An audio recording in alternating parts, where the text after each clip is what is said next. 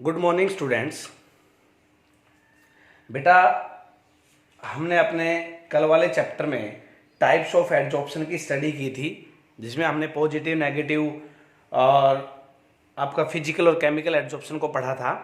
आज हम पढ़ते हैं बेटा adsorption of gases on solids. Solids के सरफेस के ऊपर आपकी गैसेज कैसे एडजॉर्ब होती हैं, हम आज उन चीज़ों की स्टडी करेंगे। तो बेटा देखो, इसमें when a clean surface is exposed to a gas, the gas molecules get adsorbed on the free surface. However, if the surface is already having a weakly held adsorbate on it, the same is displaced by the substance which has a tendency to get adsorbed more strongly. बेटा इसके कहने का मतलब क्या है कि suppose ये कोई एक सॉलिड का सरफेस है और इसके ऊपर कोई भी मैंने एक गैस एडजॉर्ब करा रखी है, ठीक है। लेकिन ये कह रहा है कि यहाँ पे साइड में से मैं कोई एक दूसरी गैस लेके आता हूं जिस गैस की इस सरफेस के ऊपर एडजॉर्ब होने की टेंडेंसी ज्यादा है, तो ये कह रहा है कि ये वाली गैस इस गैस को रिप्लेस कर देगी और उसकी जगह पे खुद एडजॉर्ब हो जाएगी। मतलब जिसका एडजॉर्ब होने का एक्सटेंट या जिसकी एडजॉर्ब होने की टेंडेंसी ज्यादा होगी, एडजॉर्ब आपकी वही गैस होगी। या हम सिंपली इसको रिलेट कर सकते हैं इजी लैंग्वेज में समझने के लिए कि बेटा ज्यादा रिएक्टिव कम रिएक्टिव को क्या कर देता है, डिस्प्लेस कर देता है। उसी तरह ज्यादा एडजॉर्ब होने वाली गैस कम एडजॉर्ब होने वाली गैस को क्या कर देगी, डिस्प्लेस कर देगी। पहला पॉइंट ये था बेटा। दूसरा है when the activated charcoal used in the gas masks is already exposed to the atmospheric air, the gas and the water vapors in the air are adsorbed on its surface. But when it exposed to the chlorine atmosphere, the gases are displaced by chlorine. इसने बेटा एक example दिया है आपका यहाँ पे। जो आपका पहला पॉइंट था कि जो ज्यादा एडजॉर्ब होने वाली गैस है वो कम एडजॉर्ब होने वाली गैस को क्या कर देगी, डिस्प्लेस कर देगी। इसने आपका जो एक्टिवेटेड चारकोल है जो गैस मास्क में यूज होता है ना, उसका एक एग्जांपल दिया है कि एक्टिवेटेड चारकोल पे नॉर्मली एटमॉस्फेयर में अगर हम इसको एक्सपोज करते हैं बेटा, तो क्या आके एडजॉर्ब होएगा उसके ऊपर, आपकी जो जनरल एयर है वो एडजॉर्ब हो जाएगी या वाटर वेपर्स हो जाएंगे। लेकिन अगर मैं उसी को क्लोरीन के एटमॉस्फेयर में एक्सपोज कर दूं तो ये जो जनरल एयर है या आपके जो वाटर वेपर्स है वो डिस्प्लेस हो जाएंगे। किससे, क्लोरीन से, क्योंकि क्लोरीन की एक्टिवेटेड चारकोल पे एडजॉर्ब होने की जो टेंडेंसी है वो ज्यादा है in the comparison to air और आपका वाटर वेपर। बेटा उसके बाद नेक्स्ट पॉइंट है मेरे पास, ये पहला पॉइंट था, उसके बाद ये हमने इसका एग्जांपल किया है। दूसरा है बेटा almost all solid adsorbs gases to some extent. ये कह रहा है लगभग सारे के सारे सॉलिड कुछ ना कुछ एक्सटेंट तक तो आपकी जो गैसेज हैं उनको एडजॉर्ब करते ही हैं, चाहे वो बिल्कुल हल्की सी क्यों ना करें, लेकिन सब करते हैं। उसके बाद है बेटा charcoal adsorbs many gases, it even adsorbs polluting gases present in air in small concentration. ये कह रहा है जो चारकोल होता है वो काफी गैसेज को एडजॉर्ब करने की टेंडेंसी रखता है बेटा, तभी तो आपके जो गैस मास्क है उनमें एक्टिवेटेड चारकोल यूज होता है। मैं आपको एक बात बता दूं, जो पोल्यूटिंग मास्क आते हैं या जो आपके मास्क वगैरह आते हैं बेटा, उनमें क्या यूज होता है, आपका एक्टिवेटेड चारकोल यूज होता है, क्योंकि वो क्या करते हैं जो आपकी पोल्यूटिंग गैसेज होती है उनको एडजॉर्ब करने की टेंडेंसी एक्टिवेटेड चारकोल की क्या होती है, बढ़िया होती है। तो बेटा इसने यहाँ पे लिखा है charcoal adsorbs many gases, it even adsorbs polluting gases present in the air in small concentration. जो कम कंसंट्रेशन में एयर में पोल्यूटिंग गैसेज प्रेजेंट होती हैं उनको भी एडजॉर्ब करने की टेंडेंसी है चारकोल की। उसके बाद आगे देखते हैं बेटा, आगे बेटा हमारे पास factor affecting the extent of adsorption on solid surface, कि एक सॉलिड के सरफेस के ऊपर कौन कौन से फैक्टर आपके एडजॉर्प्शन को अफेक्ट करते हैं, जो कि काफी इंपॉर्टेंट टॉपिक है। पहला है बेटा nature of adsorbate and adsorbent. Most important, सबसे पहले तो एडजॉर्बेट और एडजॉर्बेंट की हमें नेचर पता होनी चाहिए और इनकी नेचर इनके एक्सटेंट को भी क्या करती है, अफेक्ट करती है। Gases like SO2, NH3, HCl and CO2 which liquefy more easily are adsorbed more readily than the permanent gases like H2, O2, N2 which do not liquefy easily. बेटा simple भाषा में मैं आपको एक बात बताऊं तो यहाँ पे कवि के कहने का अभिप्राय यह है कि आपकी जो इजीली लिक्विफाइबल गैसेज होती हैं, जिन गैसेज को हम इजीली लिक्विफाई कर सकते हैं, उनका जो एक्सटेंट होता है एडजॉर्ब होने का, या मतलब जो उनकी टेंडेंसी होती है एडजॉर्ब होने की, वो ज़्यादा होती है in the comparison to those gases which have the low temperature of liquefaction. जिनका लिक्विफाई होने का जो टेम्परेचर होता है वो क्या होता है, लो होता है, या वी कैन से कि जिनको इजीली लिक्विफाई नहीं किया जा सकता है। मैं आपको एक बात बता दूं कि जिन गैसेज को हम लिक्विफाई इजीली कर सकते हैं, उन गैसेज का जो क्रिटिकल टेम्परेचर है, क्रिटिकल टेम्परेचर का डेफिनेशन तो बेटा आई होप सबको पता होगा, तो उन गैसेज का जो क्रिटिकल टेम्परेचर है वो आपको ज़्यादा मिलेगा। जिन गैसेज को इजीली लिक्विफाई किया जा सकता है, उन गैसेज का क्रिटिकल टेम्परेचर क्या मिलेगा बेटा, ज़्यादा मिलेगा। तो यहाँ पे पॉइंट ये है कि जिन गैसेज को इजीली लिक्विफाई किया जा सकता है, मतलब जिनका क्रिटिकल टेम्परेचर ज़्यादा है, उन गैसेज की एडजॉर्ब होने की टेंडेंसी भी क्या होगी, ज़्यादा होगी, है ना बेटा। सेकंड पॉइंट है, this is because easily liquefiable gases have greater van der Waals और the molecular forces of attraction और कोहेसिव फोर्स। इसने कहा है बेटा, जो इजिली लिक्विफाइबल गैसेज होंगी, उनका जो वंडरवॉल फोर्स ऑफ अट्रैक्शन होगा वो क्या होगा, ज़्यादा होगा, या वंडरवॉल फोर्स होगा वो क्या होगा, ज़्यादा होगा, या एडजॉर्बेट और एडजॉर्बेंट के बीच में जो फोर्स ऑफ अट्रैक्शन होगा इजिली लिक्विफिएबल गैसेज का, वो क्या होगा बेटा, ज़्यादा होगा। आप रीजन दे सकते हो, अगर आपसे कोई पूछ ले कि उन गैसेज का एक्सटेंट ऑफ एडजॉर्प्शन ज़्यादा क्यों होता है, जिनका क्रिटिकल टेम्परेचर ज़्यादा होता है, तो आप बताओगे कि उनके बीच में फिर फोर्स ऑफ अट्रैक्शन क्या हो जाता है, ज़्यादा हो जाता है। सिंपली हम ये भी कह सकते हैं बेटा, लिक्विफाई करने का मतलब यहाँ पे ये है कि हम उसको लिक्विड की फॉर्म में ले आएंगे गैस को। अब बेटा एक जनरली इमेजिन करके देखो कि सॉलिड और गैस के बीच में फोर्स ऑफ अट्रैक्शन हो, एक सॉलिड और लिक्विड के बीच में फोर्स ऑफ अट्रैक्शन हो, तो ऑब्वियसली लिक्विड जो है वो जल्दी क्या होगा, एडजॉर्ब होगा। नेक्स्ट है बेटा, as the critical temperature of easily liquefiable gases are more than the permanent gases. ये मैं आपको बता चुका हूं, जिन गैसेज को इजिली लिक्विफाई किया जा सकता है उनका क्रिटिकल टेम्परेचर क्या मिलेगा, ज्यादा मिलेगा बेटा। It follows that higher the critical temperature of the gas greater the extent of adsorption. ये मैं आपको पहले ही बता चुका हूं कि हायर द क्रिटिकल टेम्परेचर, आप लास्ट वाला पॉइंट भी ध्यान रख सकते हो, ऊपर वाले तो एक तरह से एक्सप्लेनेशन है बेटा। Higher the critical temperature of the gas, gas का क्रिटिकल टेम्परेचर जितना ज्यादा होगा, मतलब उसको लिक्विफाई करना उतना ही इजी होगा, और उसका एक्सटेंट ऑफ एडजॉर्प्शन उतना ही ज्यादा होगा, मतलब एडजॉर्प्शन होने की टेंडेंसी उतनी ही ज्यादा होगी। ठीक है बेटा, तो आई होप आपको पहला पॉइंट समझ आया होगा। और लास्ट वाली लाइन में पूरे कंप्लीट पहले पॉइंट का निष्कर्ष है, क्रिटिकल टेम्परेचर ज्यादा, गैस को लिक्विफाई करना आसान, और उसका एक्सटेंट ऑफ एडजॉर्प्शन ज्यादा, क्योंकि उनके बीच में फोर्स ऑफ अट्रैक्शन क्या होगा, ज्यादा होगा। नेक्स्ट है बेटा surface area. Surface area extent of adsorption को कैसे अफेक्ट करेगा, सोच के देखो। Larger the surface area greater is the extent of adsorption. General सी बात है बेटा, सरफेस एरिया जितना ज्यादा होगा, किसी भी गैस की सॉलिड के सरफेस पे एडजॉर्ब होने की जो टेंडेंसी है वो भी उतनी ही ज्यादा होगी। Smaller the particle size greater is its surface area. और ये कह रहा है कि हम पार्टिकल के साइज को जितना छोटा करते जाएंगे, आपका सरफेस एरिया उतना ही ज्यादा होता जाएगा। फॉर एग्जाम्पल, हम एक जनरल सा एग्जाम्पल यहां पे लेते हैं। सपोज मेरे पास यहाँ पे एक चौक है बेटा, ठीक है, इस चौक को मैं यहां पे दो पीसेज में तोड़ देता हूं, एक ये और एक ये। तो देखो, ये जब चौक था तो इसका सरफेस एरिया कौन कौन सा था, कौन कौन से सरफेसेस थे इसके, एक तो ये वाला सरफेस, एक ये वाला सरफेस, ये तो बल्क हो गया बेटा, है ना, एक ये इधर वाला सरफेस और एक ये इधर वाला सरफेस। लेकिन जैसे ही मैंने इसको दो पीसेज में तोड़ा, तो आप देखिए वो ऊपर वाला सरफेस तो दोनों जगह सेम है, ये वाला और ये वाला सरफेस सेम है, लेकिन दो नए सरफेसेज आपके जनरेट हो गए हैं बेटा। इसका मतलब सरफेस एरिया क्या हो गया है, इंक्रीज हो गया है ना। जैसे जैसे हम किसी भी एक बड़े पार्टिकल को छोटे पार्टिकल्स में तोड़ते जाएंगे बेटा, मैं आपको बता देता हूं, उसका सरफेस एरिया जो है वो उतना ही क्या होता जाएगा, बढ़ता जाएगा। और सरफेस एरिया जितना ज्यादा बढ़ता जाएगा, अब आपका जो एक्सटेंट ऑफ एडजॉर्प्शन है वो भी उतना ही बढ़ता जाएगा। एक और टर्म है यहाँ पे, द सरफेस एरिया पर gram of the adsorbent is called specific surface area of the adsorbent. बेटा एडजॉर्बेंट का जो स्पेसिफिक सरफेस एरिया बोला जाता है वो बोला जाता है द सरफेस एरिया पर gram of the adsorbent.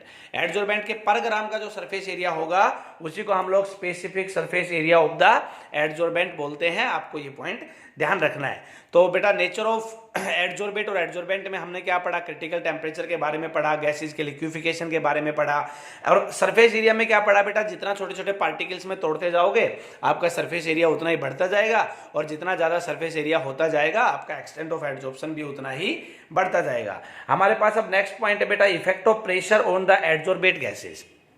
Pressure आपके एक्सटेंट ऑफ एडजॉर्प्शन को कैसे इफेक्ट करता है हमें ये देखना है बेटा। अब जनरल सी बात है, अगर मैं किसी भी एक सॉलिड के सरफेस पे गैस को एडजॉर्ब करा रहा हूं बेटा, और अगर आपका प्रेशर बढ़ा दिया जाए, प्रेशर बढ़ा दिया जाएगा तो बेटा गैस का जो एडजॉर्ब होने का जो एक्सटेंट है या एडजॉर्ब होने की जो टेंडेंसी है वो क्या होगी, बढ़ जाएगी, मतलब ज्यादा हो जाएगी। तो हम यहाँ पे कह सकते हैं pressure is directly proportional to the extent of adsorption, है ना। सपोज मेरे पास यही सरफेस एरिया है, जो मेरी कॉपी यहाँ पे रखी हुई है, इस पे मैं कोई गैस लेके आ रहा हूँ। अब उस गैस को जनरली मैं यहाँ पे यूं आके छोड़ दूं तो क्या होगा, गैस उड़ जाएगी थोड़ी देर में, हल्की बहुत एडजॉर्ब होगी इसके पोर्स के अंदर। लेकिन उस गैस को अगर मैं यहाँ पे प्रेशर लगा के दबा के रखूं एकदम, तो क्या होगा बेटा, उसका एक्सटेंट ऑफ एडजॉर्प्शन धीरे धीरे बढ़ जाएगा, क्योंकि उसके पास कहीं से वो इधर उधर रैंडम मूव करने की उसकी टेंडेंसी कम हो जाएगी, क्योंकि मैंने प्रेशर लगा के उसको रोक दिया एक जगह पे। तो जितना ज्यादा प्रेशर आप लगाओगे एक्सटेंट ऑफ एडजॉर्प्शन उतना ही बढ़ेगा। Eight low temperature the extent of adsorption increases rapidly with pressure. ये पॉइंट ध्यान रखने के हैं बेटा, कंपटीशन में कई बार इन पॉइंट्स में क्वेश्चन आया हुआ है, आपको स्टेटमेंट करेक्ट स्टेटमेंट रीड करनी होती है, तो इन छोटे छोटे पॉइंट्स को ध्यान रखें। एट लो टेम्परेचर, कम टेम्परेचर पे the extent of adsorption increases rapidly with pressure. अगर टेम्परेचर आपका कम हो, ध्यान देने की बात है, अगर टेम्परेचर आपका कम हो बेटा तो आपका जो एक्सटेंट ऑफ एडजॉर्प्शन है वो रैपिडली इंक्रीज होता है, किसके साथ, प्रेशर के साथ, है ना। दूसरा है small range of the pressure, small range of the pressure extent of adsorption is found to be directly proportional to the pressure, है ना बेटा। ये कह रहा है small range of the pressure, जो प्रेशर की स्मॉल रेंज है, छोटी रेंज है, उसके ऊपर जो आपका EOAD मैंने लिखा हुआ है, this is the extent of adsorption is found to be directly proportional to the pressure. कम रेंज के ऊपर बेटा आपका जो एक्सटेंट ऑफ एडजॉर्प्शन है वो डायरेक्टली प्रोपोर्शनल होता है प्रेशर के, और बेटा एट हाई प्रेशर, ज्यादा प्रेशर के ऊपर the adsorption tends to achieve a limiting value, है ना। ज्यादा आपका जो प्रेशर होगा उसके ऊपर आपका जो एक्सटेंट ऑफ एडजॉर्प्शन है या एडजॉर्प्शन है वो कोशिश करता है एक लिमिटिंग वैल्यू को अचीव कर ले। फॉर एग्जांपल मैं आपको एक बात बता दूं, ये लास्ट वाले जो 2 पॉइंट्स मैंने बताए हैं ये आपके स्पेशली ग्राफ के लिए बताए गए हैं कि देखिए कम प्रेशर के ऊपर तो डायरेक्टली प्रोपोर्शनल है ना, और रैपिडली इंक्रीज हो रहा है, टेम्परेचर यहाँ पे मेरा लो है तो ये रैपिडली इंक्रीज हो रहा है बेटा। लेकिन जैसे जैसे this is the adsorption increases rapidly in the beginning, आप देख रहे हो यहाँ पे डायरेक्टली प्रोपोर्शनल रैपिडली इंक्रीज हो रहा है, ये प्रेशर है, ये एक्सिस मेरी प्रेशर है, this is extent of adsorption, rapidly increase हुआ। लेकिन एक पॉइंट पे जाते जाते जाते जाते देखना यहाँ पे adsorption tends to reach limiting value, एक सैचुरेशन पॉइंट आ गया, है ना। ये एक पैरेलल हो गया, ये प्रेशर के एक सैचुरेशन पॉइंट आ गया, इसके बाद एक्सटेंट ऑफ एडजॉर्प्शन आपका ज्यादा होना ही नहीं है। फॉर एग्जांपल अगर इस सरफेस के ऊपर बेटा मैं गैस एडजॉर्ब कर रहा हूं, अब जब इसके सारे के सारे पोर्स भर जाएंगे तो आप कितने भी ज्यादा प्रेशर अप्लाई करते रहो और ज्यादा गैस तो एडजॉर्ब होगी नहीं, है ना। जनरल सी सोचने की बात है। तो इसका मतलब जब प्रेशर आप कितना भी बढ़ा दो, जब जो आपका एडजॉर्प्शन है वो मैक्सिमम लेवल तक जब हो चुका है तो उसके आगे वो प्रोसीड नहीं होगा। 3 पॉइंट बेटा अब तक हमने पढ़े हैं, नेचर ऑफ एडजॉर्बेट, एडजॉर्बेंट, है ना बेटा, सरफेस एरिया का पॉइंट पढ़ा है, और तीसरा हमने प्रेशर का पॉइंट पढ़ा है। अब हम बेटा अपना नेक्स्ट पॉइंट पढ़ते हैं, this is the effect of temperature. आपका जो एडजॉर्प्शन है गैसेस का सॉलिड सरफेस के ऊपर आपका टेम्परेचर कैसे इफेक्ट करता है, सोचने की बात है। As adsorption is accompanied by evolution of heat, ये कह रहा है जो एडजॉर्प्शन है उस प्रोसेस में जब हम एडजॉर्प्शन कराते हैं तो क्या होता है बेटा, इवोल्यूशन ऑफ हीट होता है ना। जनरली क्या होता है, इवोल्यूशन ऑफ हीट होता है ना। ये बात हमने आपको जब फिजिकल और केमिकल एडजॉर्प्शन की जब डिफरेंस हमने किए थे, पहला ही पॉइंट था कि उनकी जो हीट ऑफ एडजॉर्प्शन होती है फिजिकल की लो थी, केमिकल की हाई थी, है ना। तो उसी पॉइंट पे एक तरह से दोबारा पॉइंट उठा रहा है, as adsorption is accompanied by evolution of heat. अगर एडजॉर्प्शन क्या होता है, एडजॉर्प्शन के अंदर इवोल्यूशन ऑफ हीट होता है, तो अब ली चैटलियर प्रिंसिपल के अकॉर्डिंग सोच के देखो, जो हमने केमिकल इक्विलिब्रियम में पढ़ा था बेटा 11th में, कि अगर किसी भी एक रिएक्शन में एडजॉर्प्शन ऑफ हीट हो रहा है और उसमें अगर मैं टेम्परेचर को इंक्रीज कर दूं, है ना, पहले से ही क्या है बेटा, एडजॉर्प्शन ऑफ हीट हो रहा है, हीट पहले से ही, इवोल्यूशन ऑफ हीट हो रहा है बेटा, हीट पहले से ही बाहर निकल रही है, और आप वहां पे टेम्परेचर को भी इंक्रीज कर दो तो वो तो रिएक्शन के फेवरेबल कंडीशन हुई नहीं, है ना, क्योंकि अगर उसको हीट की रिक्वायरमेंट होती और फिर आप टेम्परेचर को इंक्रीज करते तब रिएक्शन के लिए वो फेवरेबल कंडीशन थी और उसका जो रेट था वो इंक्रीज होता। लेकिन अब पहले से ही आपकी हीट का इवोल्यूशन हो रहा है, मतलब आपकी पहले ही हीट ज़्यादा है और आपने हीट को बढ़ा दिया, टेम्परेचर को बढ़ा दिया, तो रिएक्शन की फेवरेबल कंडीशन तो वो है नहीं, मतलब प्रोसेस उल्टा हो जाएगा। As adsorption is accompanied by evolution of heat, so according to the Lee-Chatelier principle, the magnitude of adsorption should decrease, है ना, क्या हो गया, decrease with rise in temperature, है ना। आप देखो ली चैटलर प्रिंसिपल को मैं हल्का सा हिसाब आपको याद दिला देता हूं। अगर कोई कंडीशन आप ऐसी इनपुट कर रहे हो रिएक्शन में जो रिएक्शन को चाहिए, तो रिएक्शन की रेट बढ़ जाएगी। अब जैसे ये बता रहा है कि एडजॉर्प्शन में इवोल्यूशन ऑफ हीट होता है, मतलब हीट पहले ही ज्यादा है तभी इवोल्यूशन हो रहा है भाई, है ना। अब इवोल्यूशन ऑफ हीट हो रहा है तो मतलब मुझे हीट की रिक्वायरमेंट नहीं है, लेकिन फिर भी टेम्परेचर बढ़ा दिया तो इसका मतलब प्रोसेस क्या होगा, उल्टा होगा, एडजॉर्प्शन क्या हो जाएगा, डिक्रीज हो जाएगा, है ना बेटा। नेक्स्ट पॉइंट है the relationship between the extent of adsorption and temperature at only constant at any constant pressure is called adsorption isobar.